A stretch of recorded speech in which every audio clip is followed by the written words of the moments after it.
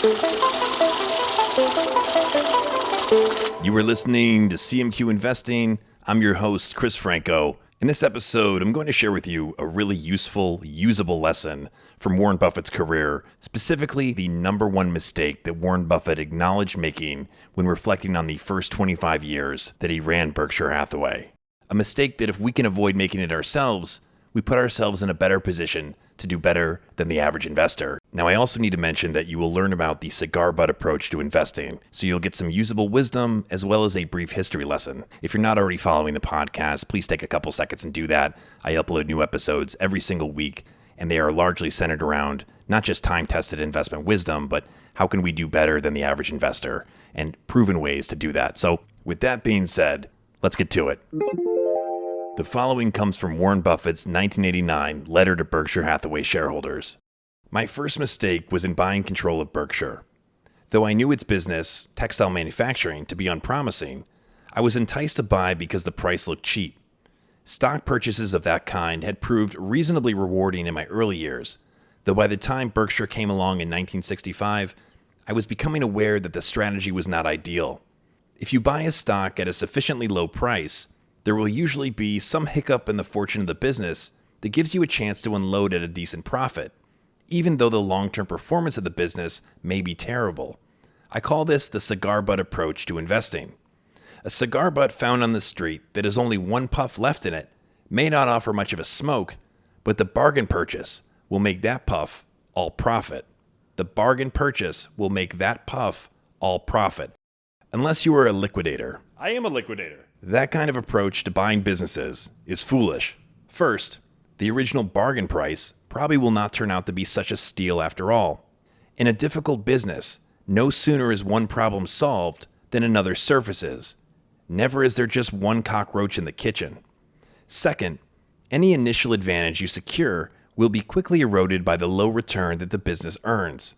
For example, if you buy a business for $8 million that can be sold or liquidated for $10 million and promptly take either course, you can realize a high return. But the investment will disappoint if the business is sold for $10 million in 10 years and in the interim has annually earned and distributed only a few percent on cost. Time is the friend of the wonderful business, the enemy of the mediocre. Let me say that one more time. Time is the friend of the wonderful business, the enemy of the mediocre. You might think this principle is obvious, but I had to learn it the hard way. In fact, I had to learn it several times over. Shortly after purchasing Berkshire, I acquired a Baltimore department store, buying through a company called Diversified Retailing that later merged with Berkshire. I bought at a substantial discount from book value, the people were first class, and the deal included some extras. How could I miss? Well, 3 years later, I was lucky to sell the business for about what I had paid. After ending our corporate marriage to this retail company, I had memories like those of the husband in the country song, "My wife ran away with my best friend, and I still miss him a lot." She left me alone, she left me alone, Scooby-Doo, Scooby-Doo. I could give you other personal examples of bargain purchase folly, but I'm sure you get the picture. It's far better to buy a wonderful company at a fair price than a fair company at a wonderful price. Let me say that again. It's far better to buy a wonderful company at a fair price than a fair company at a wonderful price. Charlie understood this early. I was a slow learner. But now, when buying companies or common stocks, we look for first-class businesses accompanied by first-class managements. And if you want to get a sense of, what some of those businesses may be, take a look at Berkshire Hathaway's portfolio. It's a great place to start.